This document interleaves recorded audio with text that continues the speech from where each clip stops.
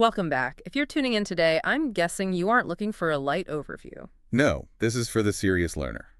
You're likely staring down the barrel of a high-stakes assessment, or maybe you're prepping for a deployment where the threat environment is, I- let's just say, complex. It is. And we are absolutely shifting gears for this one. How so? Usually, we try to keep things a bit more, breezy. But the source material here, it just demands a different approach. Yeah. We're adopting the persona of the professional technical educator. I like that. This isn't about trivia, it's about competence. Precisely. Our goal today is to take this entire chapter and turn it into a single comprehensive audio revision session. Exactly. We want you to walk away from this hour with total concept clarity. We want you to retain the technical specifications, the numbers, the chemical behaviors, the drill procedures, and be able to recall them instantly. Whether that's in an exam hall or, more importantly, in the field. And to do that, we need to move beyond just reading the manual. Oh, absolutely. We have to dissect the logic. Why does the doctrine say what it says? Why is the equipment built the way it is? When you understand the why, the what becomes so much easier to remember. Okay, so we've got a massive amount of ground to cover. To keep this organized, we've mapped the chapter into 5 distinct conceptual layers. Think of this as our roadmap. A mental framework. Layer 1 is the physics of the threat. We're going right back to basics: fission, fusion, and how these weapons are actually architected. Then we move to layer 2, the environment of the burst. Once that device goes off, what actually happens to the world around it? We'll break down the blast, the heat, and of course the radiation. Layer 3 is all about protection principles. This is the so what part. We're talking the physics of shielding and operational protocols like MOPP levels. After that, layer 4 gets into the hardware, the kit you wear, the sensors you read, and the medical countermeasures you carry in your pouch. And finally, layer 5 is restoration, the science of decontamination. How do we clean up and get back in the fight? It's a lot, but it's a logical progression. So let's not waste any time. Let's initialize layer 1, the physics of the threat. To understand the weapon, you have to understand the atom. You really do. It all starts there. Right. And for a lot of people, atomic physics is a distant memory from high school. But in this context, it's the foundation of everything. The source text starts with the absolute fundamentals, the atomic structure. So you've got your nucleus in the center, surrounded by electrons. But for nuclear warfare, honestly, we don't care about the electrons. The party is in the nucleus. That's where the action is. That's where the protons and neutrons live. Protons have a positive charge, neutrons are neutral. Simple enough. Now, here's the first critical definition you absolutely need to lock in: the isotope. Okay. An element like uranium is defined strictly by its proton count. Uranium always has 92 protons. If it had 91, it wouldn't be uranium, it'd be something else. But the number of neutrons can change. Exactly. You can have the same element with a different number of neutrons. Yeah. That variation is an isotope. And in the world of nuclear weapons, we are obsessed with 3 specific isotopes: And they are. uranium-235, uranium-238, and plutonium-239. You need to know those 3. Let's distinguish between the 2 uraniums first. Because nature provides us with uranium, but it's not all created equal, is it? Far from it. It's a critical distinction. Natural uranium is almost entirely U-238. We're talking about 99.3% of it. Only a tiny fraction, about 0.7%, is U-235. And that matters because? Because U-235 is fissile. It's the one that wants to split. U-238 is much more stable. It's, stubborn. It doesn't want to break apart. So that's why enrichment is such a huge deal. You're basically filtering out that tiny 0.7% of useful stuff. It's a massive industrial undertaking. You are trying to separate that tiny amount of useful U-235 from a literal mountain of useless U-238. And then there's plutonium-239. You won't find that in a mine. No, you won't. Plutonium-239 is man-made. It's artificial. We create it by bombarding U-238 with neutrons inside a reactor. It's a byproduct that just happens to be an incredibly potent weapon fuel. So we have our fuel. Now, how do we ignite it? This brings us to the mechanism of fission. Can you explain this? Ideally without, complex equations. What is physically happening during fission? Okay, picture a really crowded dance floor. The nucleus of a U-235 atom is packed tight with all its protons and neutrons. Fission happens when a stray, free neutron, just one, crashes into that dance floor. An uninvited guest. Exactly. It destabilizes the whole group. The nucleus just can't hold it together anymore, and it violently splits into 2 lighter fragments. These are your fission products. And that split releases energy. A massive amount of energy. But, and this is the crucial part for a bomb designer, that split also releases 2 or 3 new free neutrons. And that is the key, isn't it? Those new neutrons are the seeds of the chain reaction. That's the whole game. Mm-hmm. Precisely. If you just split one atom, you get a tiny pop. But if those 2 or 3 new neutrons fly out and hit other U-235 nuclei nearby, they cause them to split. Which releases more neutrons. And then you have 6 neutrons, then 12, then 24. It's exponential growth. Within nanoseconds, you have trillions upon trillions of atoms splitting. That is the explosion. But this only works if those neutrons actually hit something. If they just fly out into empty space, the reaction dies. Which brings us to the concept of critical mass. Right. I think people often assume critical mass is just a specific weight, like you need 10 kilos of uranium. It's related to weight, but it's really a geometry problem. It's all about the ratio of surface area to mass. Imagine you have a small pile of U-235. It has a lot of surface area relative to its volume. So the neutrons can escape easily. Right. The neutrons are generated, but they fly out of the surface and escape before they can hit another nucleus. The reaction fizzles out. That is subcritical. So to make it critical, you need to trap those neutrons. You do. You can either add more fuel, which increases the volume faster than the surface area and gives the neutrons more targets to hit, or you can compress the material, packing the atoms tighter so the neutrons literally can't miss. And when the reaction sustains itself, when one fission leads to at least one more fission, that's when you are critical. That's the tipping point. The text also mentions a tamper. What does that do? Think of a tamper as a mirror for neutrons. It's a dense shell, usually a heavy metal, wrapped around the core. If a neutron tries to escape, the tamper reflects it. It bounces it right back into the fuel. So it's an efficiency booster. A huge one. It makes the weapon more efficient, and it actually lowers the amount of fuel you need to reach critical mass in the first place. Okay, that covers fission, the splitting. Now let's look at the other side of the coin. Fusion, the joining. Right. Fusion is the process that powers the sun. Instead of splitting heavy atoms, we are taking very light atoms, specifically isotopes of hydrogen called deuterium and tritium, and smashing them together to form helium. Why is that so much harder to do than fission? Well, because nuclei all have positive charges. And like magnets with the same polarity, they repel each other fiercely. They don't want to get close. They do not. To get them close enough to fuse, you have to overcome that repulsion with just brute force. And that means heat. Extreme, unimaginable heat. Millions of degrees. That's why these are called thermonuclear weapons. Exactly. You need that that heat to make it work. And the payoff. Why go to all that trouble if fission works just fine? Efficiency. Pure and simple. Fusion releases significantly more energy per unit of weight than fission does. If you want a small bomb with a massive yield, you absolutely need fusion. So we have the physics principles. Now let's look at how they are actually engineered into a delivery system. The source text outlines weapon design architectures. Let's start with the simplest, the earliest design, the gun-type weapon. This is the design used in Little Boy, the bomb dropped on Hiroshima. And it is brutally simple. Yeah. You take a subcritical piece of U-235, say a hollow cylinder, and another subcritical piece, like a solid plug. And you put them inside a cannon barrel. Essentially, yes, it's a cannon.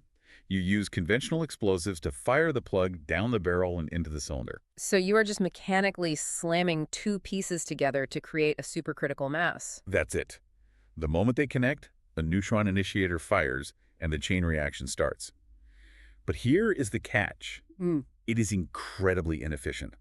The reaction starts so fast that it blows the device apart before most of the uranium can even fission. You waste a lot of fuel. A huge amount. That's why modern arsenals have largely moved away from it. And the modern standard is the implosion weapon. This sounds much more technically demanding. It is an engineering nightmare, honestly. It's a whole different level of complexity. Instead of two pieces slamming together, you start with a single subcritical sphere of plutonium or uranium. Okay. You then surround this sphere with high explosives. But, and this is the key, you can't just detonate them anywhere. You need the shockwave to be perfectly symmetrical. Like squeezing a balloon from all sides at once. That is the perfect analogy. If you squeeze a balloon with one hand, it just bulges out the other side.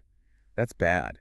You need to squeeze that balloon from every direction simultaneously with equal force. And how did they achieve that? The explosives are shaped into what are called lenses to focus the blast wave inward. When they all detonate at the exact same instant, they create this uniform crushing shock wave that compresses the core to 2 or 3 times its normal density. And that density increase is what pushes it into a supercritical state. It forces the atoms so close together that the chain reaction is inevitable. And the timing has to be We're perfect. talking microseconds. If one explosive lens fires a fraction of a second late, the shock wave is asymmetrical, the core squirts out the side, and you get what's called a fizzle, a very small, dirty explosion, but not a nuclear yield. Moving up the ladder of complexity, we have the thermonuclear or hydrogen weapon. This combines both concepts, right? It does. You can't just light a fusion fire with a match. You need a trigger. So a hydrogen bomb is actually a two-stage system. The primary stage is a small fission bomb. The implosion type we just discussed. Right. When that goes off, it creates an immense flood of X-rays and heat. And that energy is what's used to compress and ignite the secondary stage, which contains the fusion fuel, usually something called lithium deuteride. Okay, and the text breaks down three specific classifications of these weapons: boosted, clean, and enhanced radiation. These terms get thrown around a lot, but let's define them technically. What is boosted fission? Boosted fission is a clever way to make a small fission bomb much more powerful. You inject a gas mixture of deuterium and tritium into the hollow center of the fission core. So you put fusion fuel inside the fission bomb. Exactly. When the fission chain reaction starts, the heat ignites that gas. The fusion releases a massive burst of high-energy neutrons. So the fusion itself isn't the main explosion, it's just helping the fission. Correct. The fusion is just a turbocharger. Those extra neutrons flood the core and speed up the fission reaction, ensuring more of the uranium or plutonium splits before the bomb blows itself apart. It just boosts the efficiency. Then we have the distinction between clean and dirty weapons. This sounds subjective, but it's actually based on the tamper material. It all comes down to the wrapper, the outer casing of the fusion stage. In a high-yield weapon, you wrap the fusion stage in a tamper made of U-238 or depleted uranium. Which normally doesn't fission. Right, not with glow neutrons. But the high-energy neutrons coming off the fusion stage are fast enough to make it fission. So you get this three-stage process. Fission trigger, which starts the fusion, which then causes fission in the tamper. And because that tamper is huge. You get a massive, massive amount of radioactive fallout from all that fissioning U-238.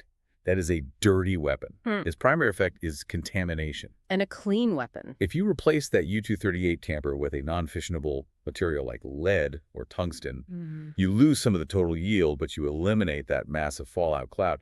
That is a clean weapon. It relies mostly on the fusion reaction for its power. Finally, the enhanced radiation weapon, often called the neutron bomb. This is a tactical concept. It's a very low-yield fusion weapon that's specifically designed to let the neutrons escape. Instead of trapping them to create blast pressure, you let them fly out. So what's the effect? The result is a weapon that has very little blast and heat, so it doesn't knock down buildings. But it delivers an absolutely lethal dose of radiation to anyone nearby. It's designed to kill crews inside armored vehicles like tanks while leaving the infrastructure intact. That wraps up layer 1. We've built the bomb. Now let's detonate it. Layer 2, the environment of the burst. Okay. This is where the theory hits the ground. The bomb has functioned. What happens to the battlefield now depends heavily on where that explosion happens relative to the ground. We categorize bursts primarily as air bursts or surface bursts. Let's start with the air burst. An air burst is defined by the fireball not touching the surface of the Earth. This is the preferred method if you want to maximize destruction over a wide area. Why is that? Because the fireball doesn't touch the ground, the shock wave travels down, bounces off the Earth, and then reinforces the original wave. You get something called a Mach stem effect that really spreads the blast out much further. And what about fallout in an air burst? Relatively low local fallout. And that's a key word, local. Because the fireball doesn't touch the ground, it doesn't suck up tons of dirt and pulverized rock. The radioactive particles go way up into the stratosphere and disperse globally over time, but you don't get that heavy, lethal rain immediately downwind. Okay, so contrast that with the surface burst. A surface burst is exactly what it sounds like. The fireball intersects with the ground, it digs a crater, it vaporizes thousands and thousands of tons of soil, concrete, and rock. And all that material gets sucked up into the mushroom cloud. It does, and that debris mixes with all the radioactive fission products. The radioactive particles physically attach themselves to the dirt and dust particles. And what goes up must come down. Exactly. As the cloud cools, that heavy irradiated material falls back to Earth. This creates intense, lethal, local fallout that can contaminate huge areas downwind for weeks or even years. If you are a commander, a surface burst is a terrain denial weapon. The source also mentions subsurface and high-altitude bursts briefly. Very briefly. Subsurface is for creating a shockwave through the ground or water, think bunker, busting or destroying submarines. High altitude, defined as above 30 kilometers, is interesting. It produces almost no blast or heat on the ground. So what does it do? It creates massive ionization in the upper atmosphere. This can black out radar and high-frequency communications across an entire continent. It's an area denial weapon for the electromagnetic spectrum. Let's focus on the effects that hit the soldier on the ground. The text outlines three primary destructive effects. Number one is flash and thermal radiation, heat and light. This is the very first thing to arise. It travels at the speed of light. If you are looking at the detonation, the flash can cause dazzle, which is temporary blindness, or if the focus is sharp enough on your retina, permanent retinal burns. You can be blinded from miles away. Miles away, even if the blast wave never reaches you. Then comes the heat pulse. It's an intense wave of thermal radiation. It causes skin burns on any exposed skin, and it ignites flammable materials. And the source text gives us very specific casualty priorities for burns. This is a grim bit of calculus for the medics out there, but you need to know it for the exam and for triage. Walk us through the priorities. Priority 1. These are casualties with burns covering between 18% and 60% of their body's surface area. These are the people who can be saved, but only with urgent medical intervention like transfusions and fluids. They are your focus. Priority 2. Burns under 18%. These casualties are essentially walking wounded. They will likely recover with basic care. They can wait. And then there's priority 3. Priority 3 is burns covering over 60% of the body. And this is the hard part of battlefield medicine. It is. In a mass casualty event with limited resources, priority 3, over 60% burns, are considered expectant. They are likely to die regardless of the treatment you provide. You give them palliative care, but you do not expend your limited blood supply or medic's time here. You save it for the priority 1 cases you can actually save. Moving to the second effect, blast and shock. This accounts for about 35% of the total casualties. The blast wave arrives slower than the light. It moves at the speed of sound.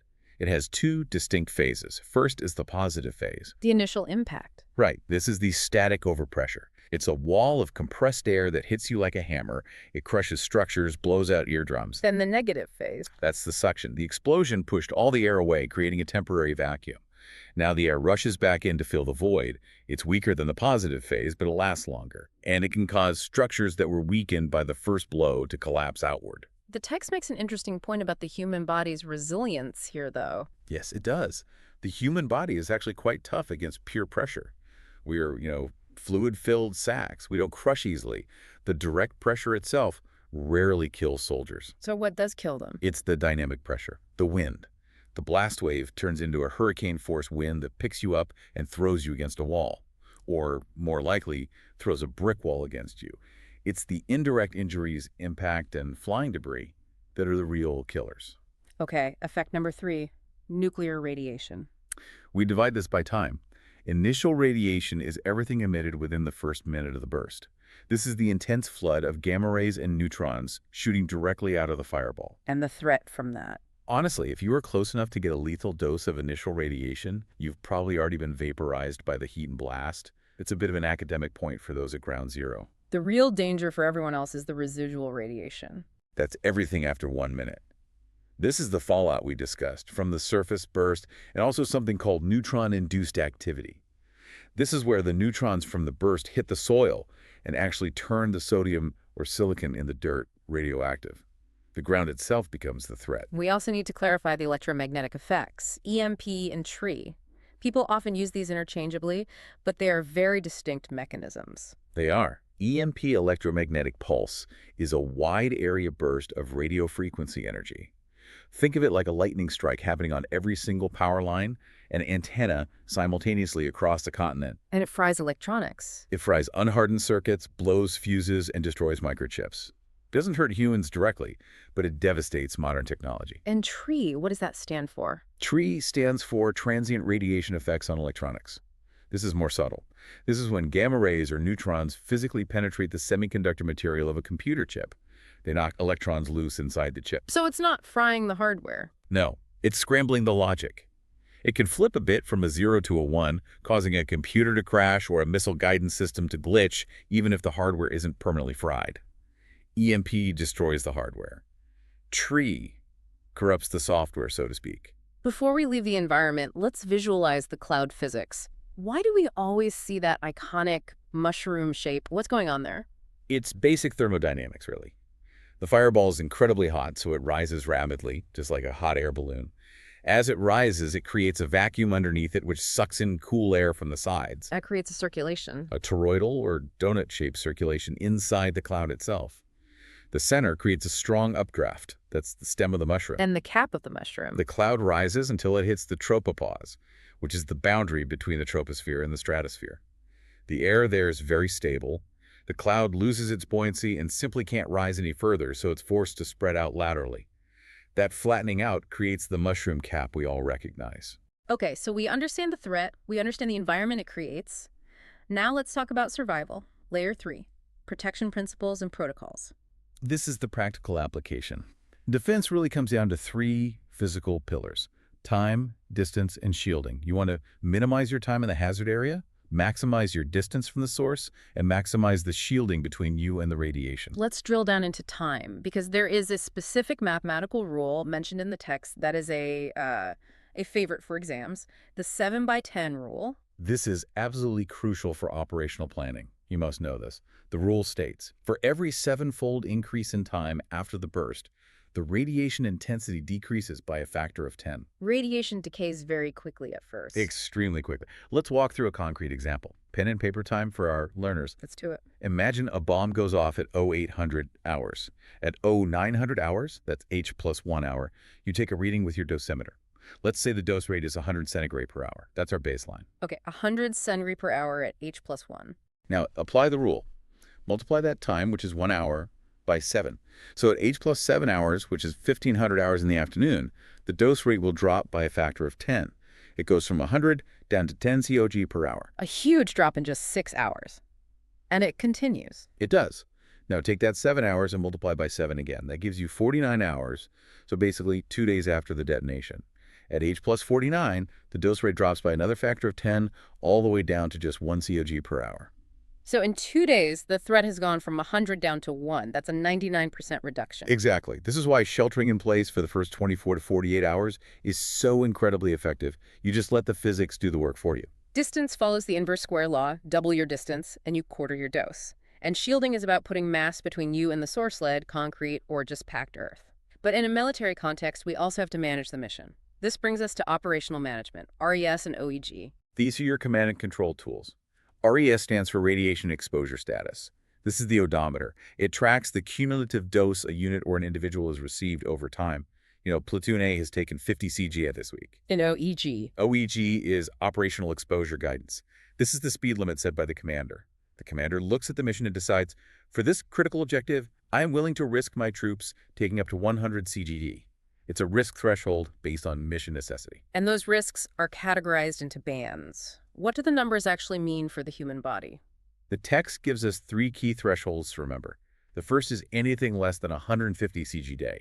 This is the nuisance band. You might have some nausea, some vomiting, but generally there are no long-term effects. The unit remains combat effective. What's the next level? Between 450 and 800 CG/day. Now you're in the real danger zone. Yeah. Incapacitation is likely. Death is possible, especially without advanced medical care. The unit is considered combat ineffective. And the highest band. Over 800 CG/day. This is lethal. It causes immediate incapacitation and almost certain death. So to keep soldiers below those thresholds, especially when chemical agents are also a possibility, we use MOPP, Mission-Oriented Protective Posture. MOPP is a flexible system. Yeah. And it has to be. You don't want your soldiers wearing full rubber suits 24/7. They'll collapse from heat exhaustion before an enemy's even spotted. So we have 5 levels to balance protection against that physiological stress. Let's stress the soldier. Start at 0. MOPP 0. You have all your gear with you, your mask, your suit, your boots, but you aren't wearing any of it. It's in the bag, ready to go. You are aware, but not encumbered. MOPP 1. At MOPP 1, the threat has increased. You put on the suit, the charcoal smock and trousers, but you leave the mask and boots off. This protects your skin from liquid droplets and fallout while still allowing for some cooling and airflow. MOPP 2. You add the overboots. Now your feet and body are sealed. This is a common level when you're moving through a potentially contaminated but unconfirmed area. MOPP 3. You add the mask. This is the big step. Now your respiratory system is protected. But notice, you still have not put on the gloves. Why leave the gloves for last? That seems counterintuitive. It's all about dexterity. MOPP3 is often used when a threat is possible, but not confirmed right on top of you. You keep the gloves off so you can still effectively operate radios, handle weapons, use touchscreens, and perform fine motor tasks. And MOPP4 is the final step. MOPP4. Full gear, gloves on. You are completely sealed from the outside environment. This is for when an attack is imminent or is currently happening. That's individual protection, but Yeah. you can't live in MOPP4 forever. You need to sleep, eat, and plan. That's where collective protection comes in. Collective protection, or COLPRO, is all about creating a safe bubble, a sealed bunker, a vehicle, or a tent. The goal is a contamination-free, shirt-sleeve environment where you can safely take off your gear. And the key engineering principle here is overpressure. Absolutely. You seal the shelter as hermetically as you can, and then you use a filter system to pump clean air in. This raises the internal pressure to be slightly higher than the outside atmospheric pressure. So if there is a leak, a small crack in the seal, The clean air blows out. It actively pushes the contamination away from the crack. If you had negative pressure, the toxic air would get sucked right in. You also need things like airlocks so people can enter and exit without breaking that seal. the text also notes some simple field fortification mods. If you are just in a trench, how do you upgrade it for a nuclear threat? Geometry again. First, you dig a zigzag entrance. Light travels in straight lines. Gamma rays travel in straight lines. A zigzag or a 90-degree turn blocks the line of sight to the outside, which stops the thermal flash and dramatically reduces the initial radiation dose. And overhead cover. You want 60 to 90 centimeters of packed earth cover overhead.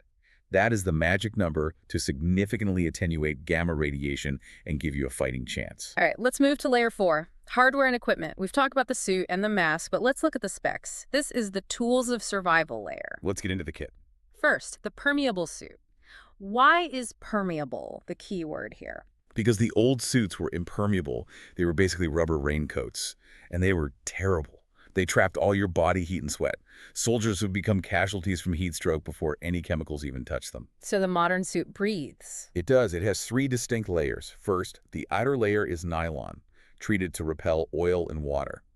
Liquid droplets just bead up and roll on. The middle layer is the important The word. middle layer is the magic. Yep. It's a non-woven fabric that is coated with activated carbon. And the inner layer is just cotton for comfort against the skin. The mechanism here is absorption, not absorption. You have to get that right for the exam. A crucial distinction. Absorption, with a B, is like a sponge soaking up water. The water goes inside the material. Adsorption, with a D, is a surface-based phenomenon. The toxic molecules stick to the surface of the millions of tiny pores in the carbon. And because it's a surface phenomenon, the surface can get full. Exactly, which is why the suit has a breakthrough time, or BTT, of 6 hours. That's a 6-hour timer running in your head. Yes. If you are in a contaminated environment for 6 hours, all the active carbon sites fill up. After that, the chemical agent will pass straight through the suit. You have 6 hours to get out of the contamination or to decontaminate yourself. Next up, the respirator, the mask. It's tougher. It has a BTT of 24 hours. It weighs less than 500 grams. It has a 5-point harness for a good seal and a swivel drinking facility, so you can hydrate from a canteen without breaking that seal. And the canister, what's inside? The canister uses 2 stages of filtration. Stage 1 is a HEPA filter, a high-efficiency particulate air filter. Think of it like a very, very intense N95 mask. It blocks solids, radioactive dust, bacteria, anthrax spores. And stage 2? Stage 2 is the activated charcoal bed. It's much thicker than what's in the suit, and it absorbs the gases and nerve agents that got through the HEPA filter. There are a couple of specialized masks mentioned as well, the IHM and the facelet. Right, the IHM, the integrated hood mask, is designed for people who can't get a proper seal with a standard mask. Right. Maybe they have a head injury with bandages, or perhaps they have a beard. A standard mask needs to seal against the skin of the face. And it won't seal over a beard. The IHM solves this by having a rubber gasket that seals around the neck instead of the face. The whole head is inside the hood. And the facelet. The facelet is a lightweight marginal protector. It's a snatch mask. You might wear it while you're sleeping in a low-threat area. It's not for walking into a contaminated zone, but it buys you the 10 or 15 seconds you need to wake up and put on your real mask. Okay, let's talk detection instruments. You can't fight what you can't see. We have radiation sensors and chemical sensors. Let's clarify the radiation tools first. There is a huge difference between measuring dose and dose rate, and you have to know which tool does which. Give us the car analogy. Dose rate is your speedometer. It tells you how intense the radiation is right now. I am taking 50 rads per hour. It's the speed of the danger. Dose is your odometer. It tells you the total radiation you have absorbed over the whole trip. I have taken 100 rads total. So which instrument does what? The RPL dosimeter is a watch-type device issued to every soldier. It measures cumulative dose, the odometer. It records from 1 to 1,000 rads. But here's the catch. The soldier cannot read it themselves. It has no display. It has to be plugged into a special reader unit? Right, by a commander or a medic. It's for official record-keeping of your total exposure. The active tool you use in the field is the pocket dosimeter, or PDM. Then that's the speedometer. It's both. It measures both dose and dose rate. It has a digital display, and critically, it has audio alarms. If the rate gets too high, it starts beeping at you. This is what you want for immediate situational awareness. And for vehicles like tanks. They use a röntgenometer. It's a dashboard-mounted unit that measures the dose rate outside the vehicle. They also have a gamma flash sensor.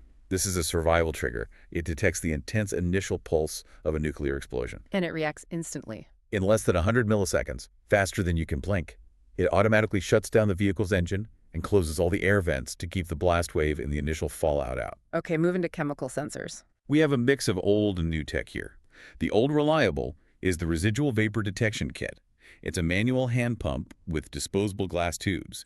You snap the ends of a tube, pump air through it, and look for a specific color change. Slow, but it works without batteries. Exactly. The modern electronic tool is the CAM, the Chemical Agent Monitor. It's a handheld sniffer.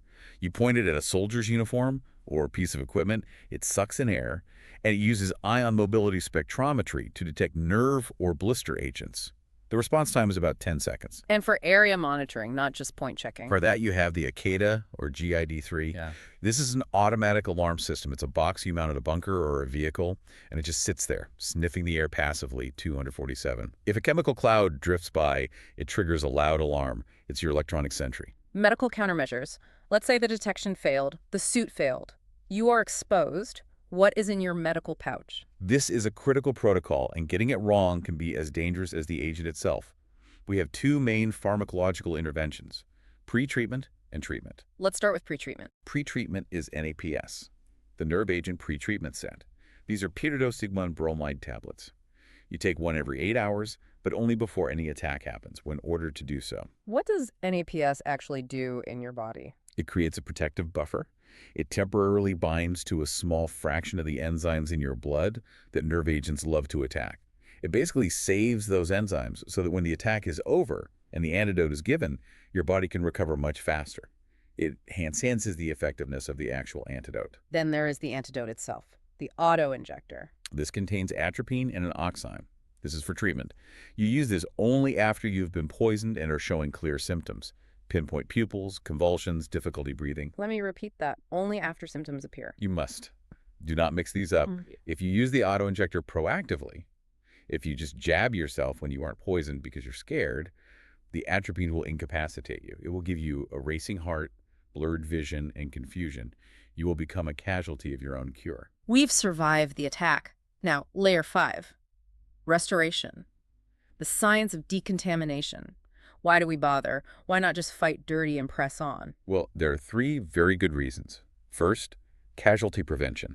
If you have liquid mustard gas in your suit, eventually it will soak through. You clean it off to stop that clock. Second, Containment.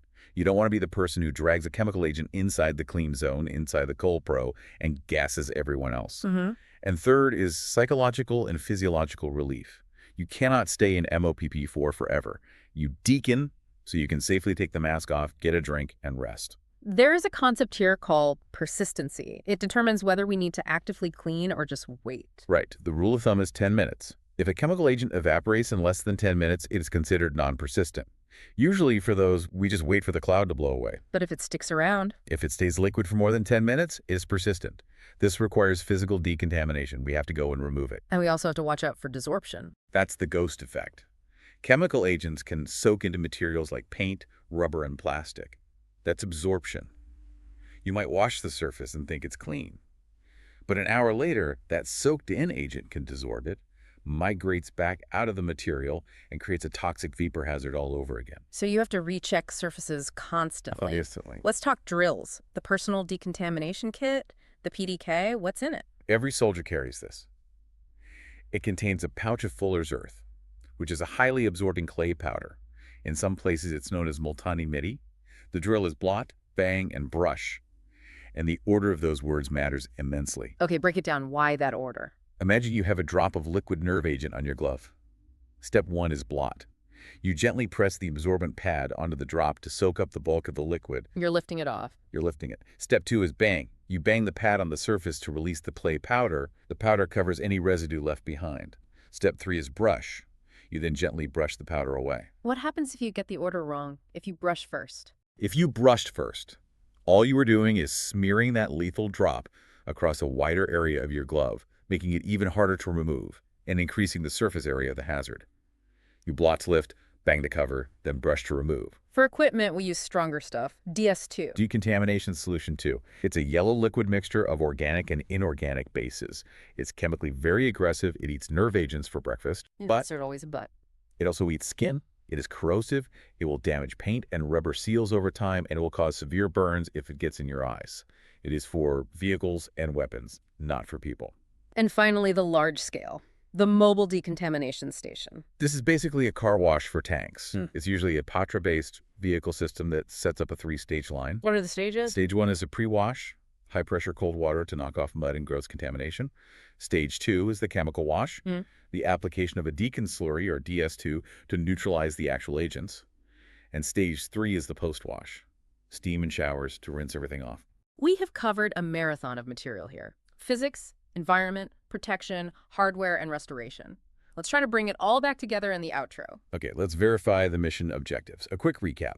For Layer 1, remember that implosion requires perfect symmetry. The gun type is simple but wasteful. And know that fusion, the joining, yields more energy than fission, the splitting. For Layer 2, air bursts favor blast, surface bursts create fallout, and your burn priorities are based on surface area, with priority 1 being that critical 18 to 60% range. Layer 3, the 7x10 rule. Just remember it. Wait 7 hours, radiation drops to 10% of what it was. And for MOPP levels, they go from 0 to 4, with the gloves being the absolute last item you put on. Layer 4. Dose rate is the speedometer, that's your PDM. Dose is the odometer, that's the RPL dosimeter. Your suit uses adsorption with the D, which is surface sticking, and never, ever use the auto-injector before you have symptoms. And finally, Layer 5.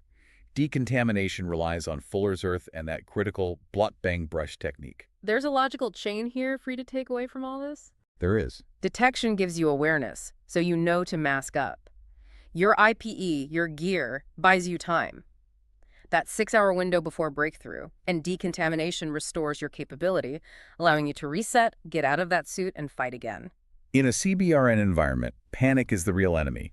Knowledge is your shield. If you know the BTT of your suit is 6 hours, you don't panic at hour 2, you start planning. If you know the 7x10 rule, you don't run blindly into a hot zone, you wait. Master the specifications. Understand the logic. You've got this. That concludes our deep dive. Stay sharp.